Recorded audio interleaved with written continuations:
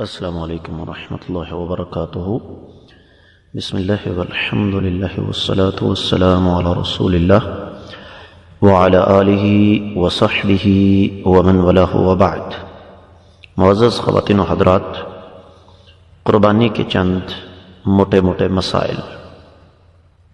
سب سے پہلے قربانی کہتے کیا ہیں؟ قربانی کہتے کسے ہیں؟ شرعی اصطلاح میں ایسا جانور جو اللہ تعالیٰ کا قرب حاصل کرنے کے لیے عید کے ایام میں ذبح کیا جائے، اور یہ اسلامی شعائر میں سے ایک ہے، کائنات کے امام صلی اللہ علیہ وسلم کی سنت ہے۔ قربانی کا حکم کیا ہے؟ انتہائی مختصر الفاظ میں، جو انسان استطاعت رکھتا ہے اس پر قربانی کرنا فرض ہے۔ جو انسان استطاعت رکھتا ہے اس پر قربانی کرنا فرض ہے، اور جو استطاعت کے باوجود قربانی نہیں کرتا وہ اللہ تعالیٰ کے ہاں گناہ گار ہے۔ اگلی بات یہ ہے معزز خواتین و حضرات کہ جو انسان قربانی کرنا چاہتا ہے وہ ذی الحجہ کا چاند نظر آنے کے بعد اپنے ناخن، اپنے بال وغیرہ نہ کاٹے۔ نبی کریم صلی اللہ علیہ وسلم کا فرمان ہے، اذا دخلت العشر واراد احدکم ان یضحی فلا یمس من شعرہ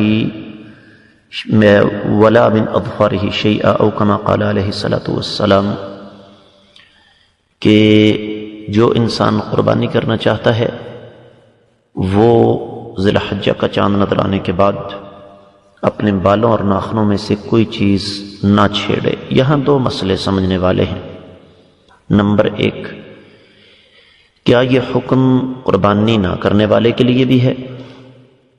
ایسی کوئی دلیل قرآن و حدیث میں موجود نہیں ہے۔ احادیث ملتی ہیں لیکن صحیح سند کے ساتھ نہیں۔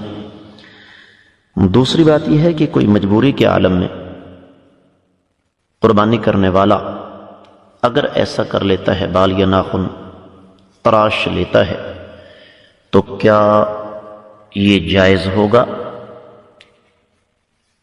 کیا ایسا کرنے والا گناہگار ہوگا؟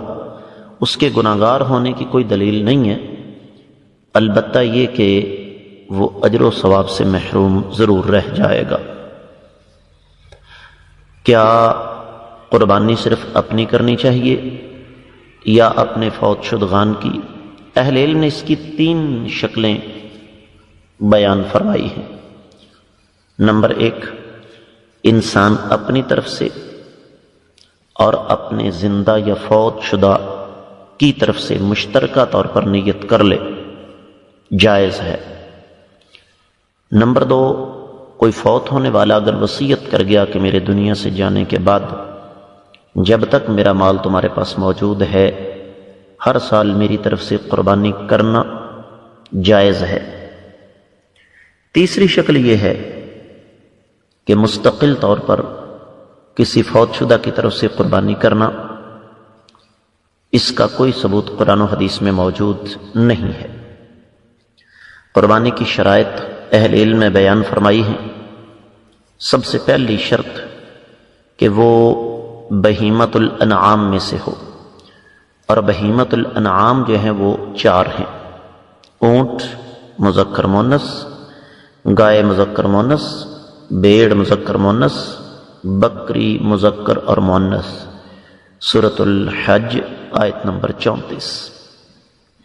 ایک سوال کہ کیا بھینس یا بھینسے کی قربانی دی جا سکتی ہے؟ بڑا مارکۃ الآراء مسئلہ ہے، لوگ اس پر بڑا شور مچاتے ہیں۔ تو سنیے گا، میں اس کو حرام نہیں کہتا، لیکن نبی علیہ الصلوۃ والسلام کا فرمان ہے، دع ما یریبک الی ما لا یریبک، شک والی چیز کو چھوڑ دو، شک سے پاک چیز کو لے لو۔ اب امت کے نزدیک تنازع یا جھگڑا جو ہے وہ بھینس پر ہے، باقی 4 جانوروں پر تو کوئی جھگڑا نہیں ہے نا، وہ تو متفق ہیں۔ ساری امت متفق ہے کہ یہ 4 کے 4 جانور ان کی قربانی ہو جاتی ہے۔ بھینس یا بھینسیں کی قربانی ہوتی ہے یا نہیں ہوتی، اس پر امت کا اختلاف ہے۔ تو جب ہمارے پاس 4 ایسے جانور موجود ہیں، بآسانی دستیاب ہیں، جو غیر متنازع ہیں، تو ہمیں پھر کیا ضرورت ہے ایسے جانور کو لینے کی جس پر امت کا اتفاق نہیں ہے؟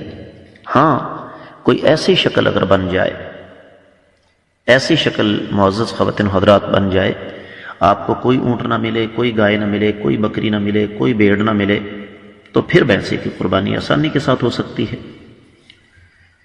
قربانی کے جانور کی شرط کیا ہے؟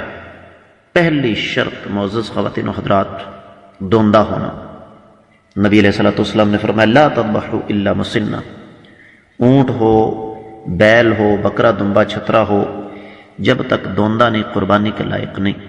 ہاں، اگر آپ کو تلاش کے باوجود دور نزدیک دوندہ ملتا ہی نہیں، جو کہ ناممکن ہے کہ نہ ملے، تو پھر آپ بے شک عمر کا حساب و کتاب لگا لیں۔ جانور بے عیب ہونا چاہیے۔ عیب سے مراد یہ ہے کہ ایسا بہنگا یا ایسا کانا جس کی آنکھ کا عیب بالکل واضح ہو، اسی طریقے سے ایسا لنگڑا جس کا لنگڑا پن بالکل واضح ہو، ایسا بیمار جس کی بیماری بالکل واضح ہو، یا بالکل جو کمزور ہو جس کے جسم پر گوشت ہی نہ ہو۔ اب لوگ سوال کرتے ہیں استاد جی میرا بکرا ہے، اس کی ایک آنکھ دوسری آنکھ سے 1 انچ کا 10واں حصہ چھوٹی ہے، کیا قربانی لگ جائے گا؟ اب بتائیے ایسے سوال کا بندہ کیا جواب دے؟ استاد جی بکرا ہے، اس کا ایک سینگ دوسرے سینگ سے 1 انچ کا چوتھا حصہ چھوٹا ہے، کیا قربانی لگ جائے گا؟ اللہ کے بندو ایسی باریکیوں میں اگر جائیں گے تو آپ کو تو بے عیب جانور پھر کوئی نہیں ملے گا۔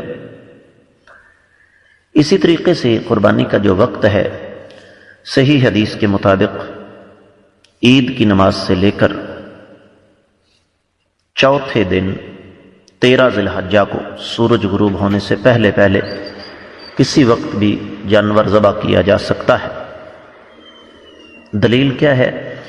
اللہ کے رسول صلی اللہ علیہ وسلم نے یوم النحر یعنی 10 ذی الحجہ اور ایام تشریق کو قربانی کے ایام قرار دیا ہے۔ اگر گھر کے ایک فرد نے قربانی کر دی تو انشاءاللہ سب کی طرف سے ہو جائے گی، لیکن اگر استطاعت ہے تو 1 سے زیادہ کریں۔ کیا قربانی کے جانور کے قربانی کے گوشت کے 3 حصے کرنا قرآن و سنت سے ثابت ہے؟ بعض اہل علم اس کو ثابت کرنے کی کوشش کرتے ہیں، لیکن اس کی کوئی واضح دلیل موجود نہیں ہے۔ تو یہ تھے قربانی کے کچھ موٹے موٹے مسائل۔ میں اختصار کے ساتھ جانور ذبح کرنے کے آداب بھی بتا دوں۔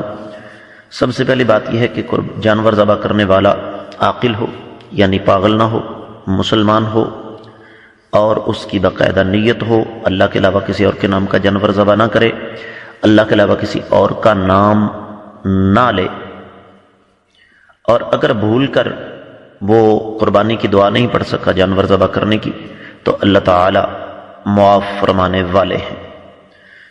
تو اسی طریقے سے چھری کو تیز کیا جائے، بہتر یہ ہے کہ جانور کا رخ قبلہ کی طرف کر لیا جائے، اور اللہ تعالیٰ کے حضور دل میں دعا کی جائے کہ اللہ تعالیٰ قبول و منظور فرما لے۔ تو یاد رکھیے گا کہ قربانی کے یہ مسائل قرآن و سنت کے عین مطابق ہیں۔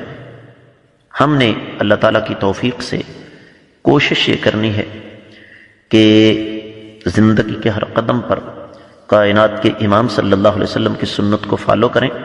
جو لوگ حج پر جا رہے ہیں، سوال آ جاتا ہے جی کیا وہ وہاں قربانی کریں گے تو ان کی یہاں پاکستان میں یا انڈیا میں بھی قربانی ہوگی؟ تو یہ اپنی استطاعت کی بات ہے۔ اگر ان کے پاس استطاعت ہے تو وہ ضرور قربانی کریں، کوئی ایسا مسئلہ نہیں ہے۔ تو میں امید کرتا ہوں کہ آپ کو انشاءاللہ یہ مسائل اچھی طرح سمجھ آ گئے ہوں گے۔ اللہ تعالیٰ کی بارگاہ میں دعا ہے کہ رب کائنات ہمیں قرآن و سنت کے مطابق اپنی زندگی استوار کرنے کی توفیق عطا فرمائے۔ وما علی الا البلاغ المبین۔